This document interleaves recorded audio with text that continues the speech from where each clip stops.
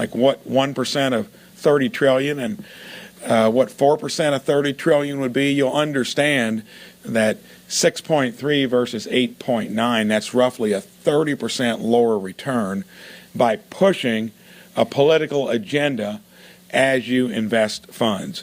We got a lot of folks here that are going to weigh in on it today. Here's the magnitude of the issue.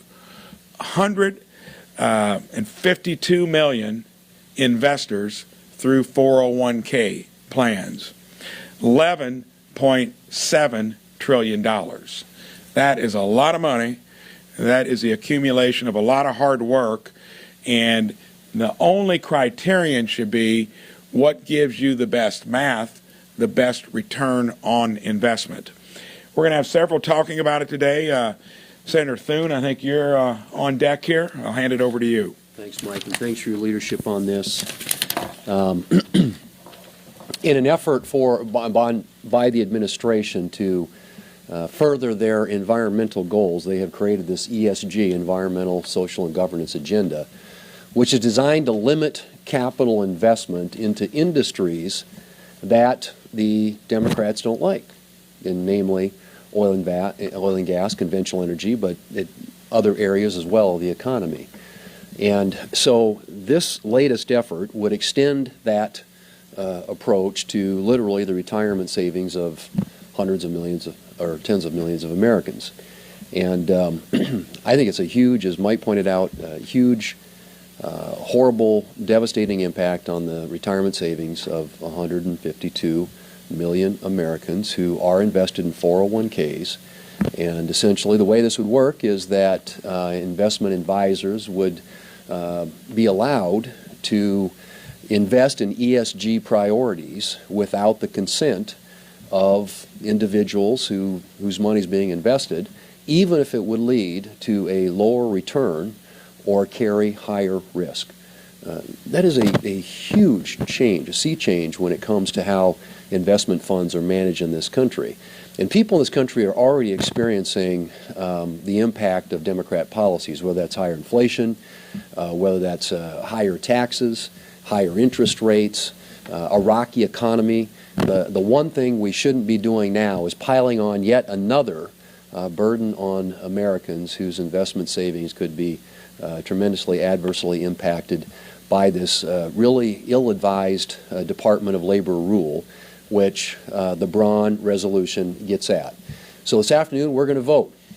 People are going to go on the record as to whether or not they want to impair and undermine the savings, the retirement, literally of millions and millions of Americans. And we're going to find out whether or not there are any Democrats who agree with us that we ought to stop this initiative in its tracks, because this bears directly on the economic well-being and vitality of retirees and people today who are saving retirement all across this country. Senator Scott. So the Biden administration this is just a give-in to the radical left. You would think about it, they are giving away the basic rights of American citizens to give more power to the radical left. If you put money into a retirement plan, you expect to get the best return you can get. You expect whoever's running it is a fiduciary to get the best return possible. What the Biden administration is saying is, no, you don't have to do that. You don't have to have a fiduciary to get the best return. You can say, if you have some social agenda, you can go focus on your social agenda. Now, everybody if you want to make those investments on your own, have at it. If you want to go make an investment, say you don't want to invest in something, have at it.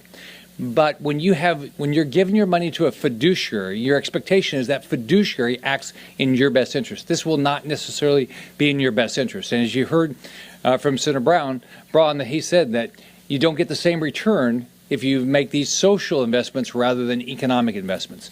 So this is going to put American citizens at risk. Their investments are going to be at risk. They'll get lower returns going forward. But again, this is the Biden administration kowtowing to the radical left instead of worrying about the American public and making sure they get a return on their investment dollars. Senator Ricketts. Thank you. What this boils down to is the Biden administration is putting politics above workers' retirements and what kind of quality of life they're going to have in retirement. This could mean 2/3 of workers retirements are going to be put into investments that they don't want to have without their consent. And what's that going to mean? Well, we already heard these ESG funds have higher fees, lower returns. That means less money in retirement. Nebraskans don't deserve that. Americans don't deserve that. What we deserve is to have the ability to retire to the quality of life that we want. If this goes into place, if this is not revoked, this rule, that means that grandparents, for example, are going to have a hard time seeing their grandkids. It's going to impact people's quality of life. Families will have less flexibility. So this is an important vote here today to say, hey, look, we got to make sure that when people are investing for retirement, they are going to have the best opportunity to have the quality of life they want in retirement. And following this woke political agenda is not going to accomplish that. Senator Lummis. Thank you. I'm very proud of you, Senator Braun, for bringing this forward and encouraging all of us to recognize the impacts this has on every American who works hard and saves for retirement. And that's a lot of widows. And I'm a widow, and I get how scary it is to get to this point in your life and be alone to manage the rest of your life, to have enough money to live the rest of your life. It is investment malpractice, pure and simple, to depart from the fiduciary responsibility when you're investing other people's money. So for the Labor Department, of all people, to thwart the ability of people who have labored all their lives to save enough money to retire on by forcing an agenda on them that they may not even agree with or know about is investment malpractice. This ESG agenda, when applied to investing, is investment malpractice, pure and simple. So I'm very proud of Senator Braun, and I urge others to support this bill. This should be a massively favorable vote in favor of working people who saved for their retirement. Thank you, Senator. We've got a couple others that may come in to weigh in on it, but until they get here, you got any questions, you can throw them at us. Go ahead. Did you get any, what kind of pushback, if any, did you get from Wall Street and the big banks on this? I didn't get any personally because I think it's a hard thing that they could push back on. I mean, they're in the business of giving you the best return.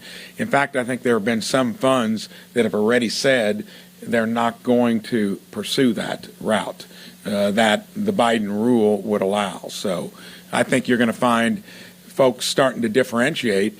Remember, this is fiduciary. Most of us would just trust that that would happen. And I think the rule, if it passes today, it'll go to Biden's desk. And then he'll have to say, well, it's come to him on a bipartisan way. If he vetoes it, then that is his political consequence. And I think he'll have to explain that. But I think investment companies will start differentiating themselves by probably voluntarily saying, you know, while the rule would be in place, because just like in that vaccine mandate issue I talked about, a court had to enter into it to finally get rid of a bad rule. And I'm guessing that this would end up in the court system as well. Doesn't make the administration any difference, though. They generally push the envelope and tempt, you know, some type of court proceeding. This is our way to say enough is enough. Senator, Yes. You just touched on this. The president has already said he's going to veto this. So what do you hope to achieve by having a vote today if it's not going to get past this signature? So in this game we're in here, every time you can reinforce it in some fashion. I think if you're bucking it, you either really ought to have the merits of the case on your side to where you could say, hey, they're wrong. He not only, I think, is going to have to buck both chambers of commerce in a bipartisan way, he then, you know, is most likely going to have to deal with something that gets into the courts. Sooner or later, you ought to quit going down a trail that's pushing the envelope politically to where that would happen. Before any other questions, Senator Schmidt, you can Thank you, Senator. take the podium. And thank you for your leadership on this. I can tell you as AG in my previous role, we launched an investigation into the Net Zero Banking Alliance. This is pretty insidious, the reach of this ESG movement. And this sort of woke investing does a couple of things. First, it puts the pensions and the retirement savings at risk for older Americans who deserve to make sure those fiduciaries act in a fiduciary responsibility way of getting the best return, not checking a box to say that you're virtue signaling. That's very important. The second piece of it, which I don't think gets talked about enough, is it also would allow some of the biggest financial institutions on the planet to deny credit-worthy applicants the ability to have diesel trucks on their farms. Light manufacturing, as we talk about trying to bring these supply chains home, this works against that. So I think this is really important. I'm glad you've taken the lead. Thank you. Senator Barrasso.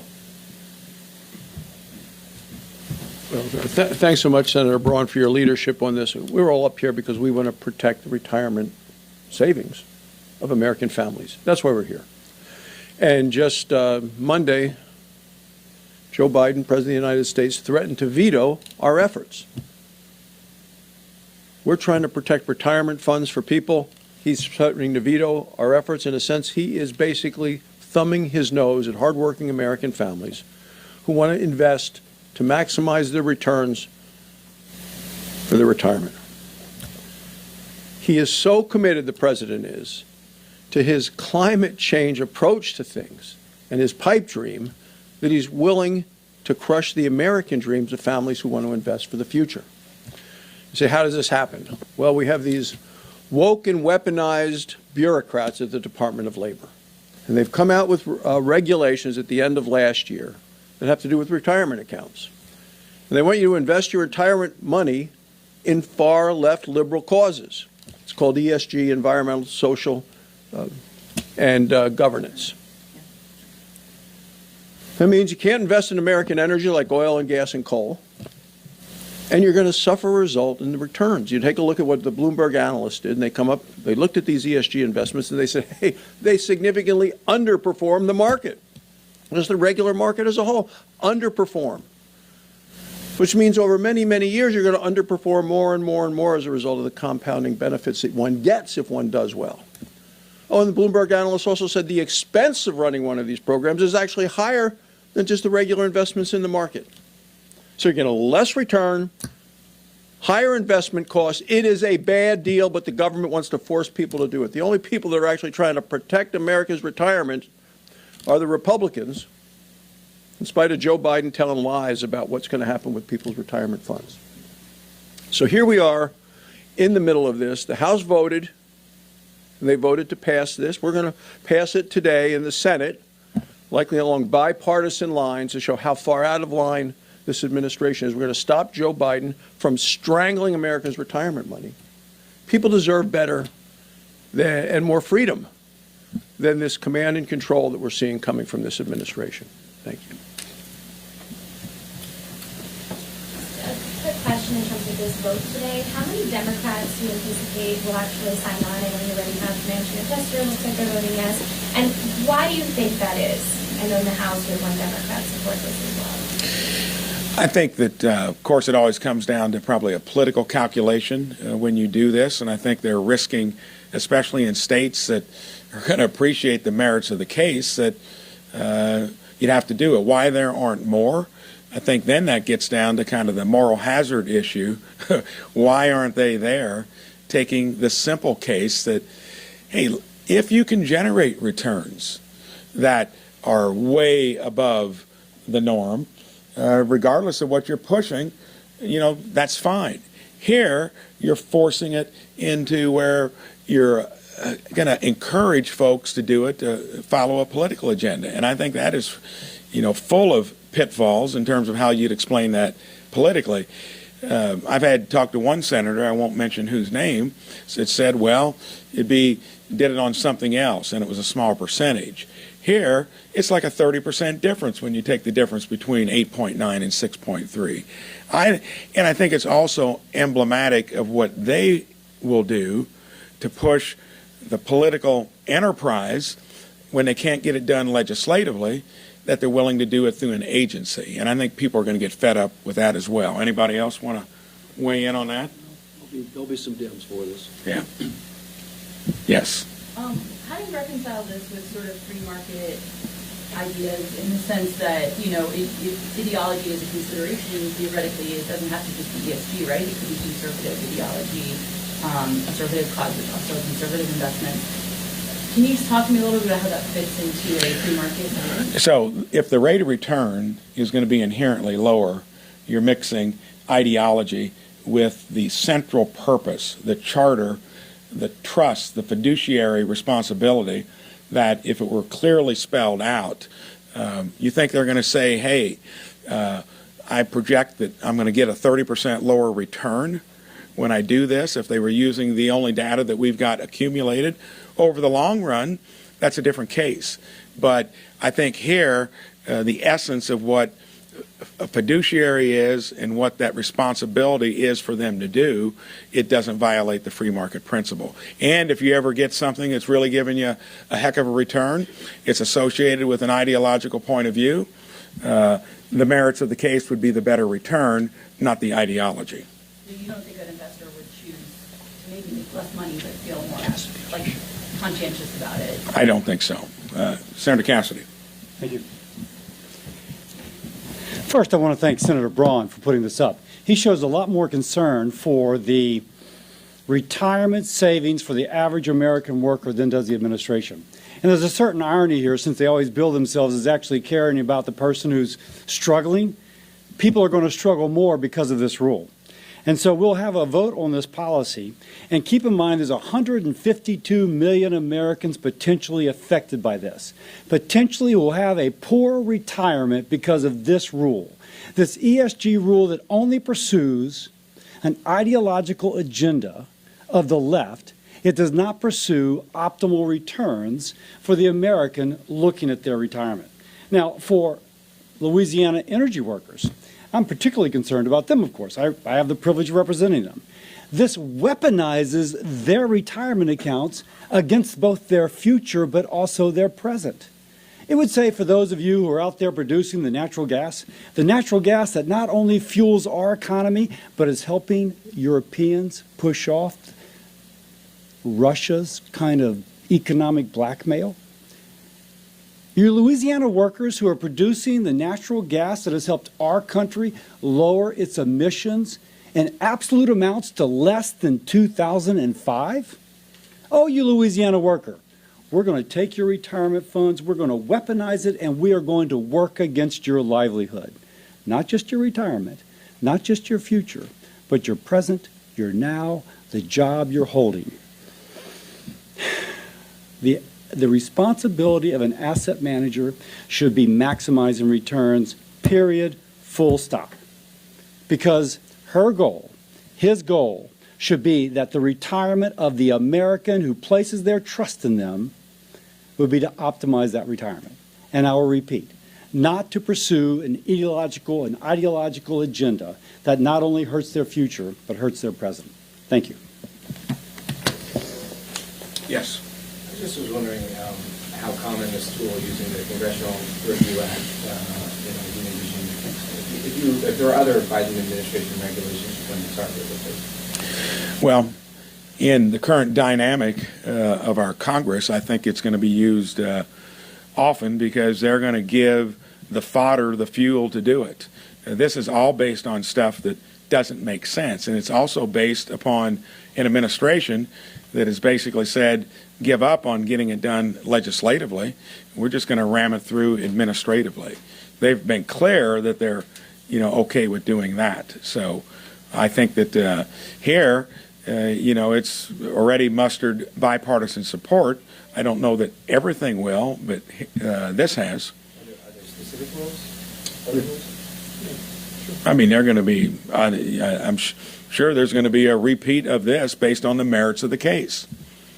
Let me say there are more coming, and one of the reasons for that is just the excessive weight of the regulatory state on our economy. I mean, this administration, if you talk to anybody in the stakeholder community, in the regulated community, it's a daily basis. They are just being pounded with more regulations, and in case like what Mike's trying to do with this, would be incredibly detrimental to literally millions of Americans, and that's going to be true on some of the other CRA votes that will come up in the future. There are other regulations that are also going to be targeted for this very reason. And I think you'll find on some of those, just like you will today, there will be some Democrats who will vote for it because they recognize that the adverse and detrimental impact this is having on ordinary Americans. As ranking member of the Energy Committee, so a regulation that's not yet out, but you take a look at some of the documents that this administration has been working on relating to gas stoves, gas appliances, the use of natural gas in this country, hugely unpopular what the administration is proposing. So we're going to be very closely watching for and looking at when they come out with those regulations. And we would expect that we would use the Congressional Review Act to attack the administration's attack on America's freedom to make decisions of their own. Yes. Do you think the use of CRA will increase if this passes today, which seems likely? I think it's going to depend on how forceful the Biden administration is going to be in trying to get things done administratively where they're pushing the envelope. And I would say sooner or later they'd get the cue to maybe back off. And this is in the context, too, which hasn't been mentioned. We've still got inflation that is being litigated as to how long and when. And that was caused by the fiscal dump, that they made in the last 2 years and the Fed accommodating it. And the other economic issues like 2% under the normal kind of labor utilization rate, a lot of stuff that's been a function of their policies that did get legislated, and look at the result. And that, with all of this on top of it, I think there's going to be a big political burden to make that's on their shoulders to make the American public, why does this make sense? Just back off. Why wouldn't investors be better off if plan managers could decide whether to invest according to ESG considerations or not, depending on which investments brings the best return? They'd have to do it based upon a proven return that's going to exceed the norm. And if you're doing it out of the gate, I think that's a disservice to the people that would never expect that. Yeah, go ahead. There's academic literature which shows that the prejudice of the plan manager is reflected in their portfolio. So we have to recognize these are human beings. But there's also a little bit of a sugar high. If somebody goes out there and makes an ESG statement, they get a temporary bump in their stock. But I think it's called a non-pecuniary. I've got a son who studies this. I slept in a Holiday Inn last night. A non-pecuniary factor in the price of a stock. I should be asking Ricketts. And so that non-pecuniary factor is not the underlying strength, and long term, it does not give you a return. But if you have a restriction, you can only put it there. Of course, you got a sugar high. You got a little bit of a bump. But for the person who's going to be retiring in 10 years, that bump's long gone. And their accumulated decreased return because of that malinvestment pays off with a diminished retirement. I wanted to ask this like a point of information. If you have a plan manager who determines that making an investment with ESG considerations as part of the calculation is the best investment, that will yield the best return, does this resolution prevent that manager from investing? So, and it also begged the question, well, if the plan manager did that, you could get rid of them if you didn't like it in terms of taking your funds elsewhere. This just simply says that the primary criterion has to be the financial return on investment. And if you're not doing that out of the gate, if you're not taking that as the underlying purpose, you shouldn't be able to, on the come, push something that has an ideological bent to where you have no idea whether it's going to pan out financially. I think that's what this does. Yes? What are some other specific rules and regulations you guys might use CRAs to target? I know the DC Criminal Code is the one that's already working its way through, but what are some other things you mentioned? The gas stoves, any others that you guys have on? WOTUS. Yeah. WOTUS, by the way, if you come from a rural state, that thing has been flip-flopped around since 2015, and that impacts agriculture which is the hardest job out there with all the other uncertainties of it.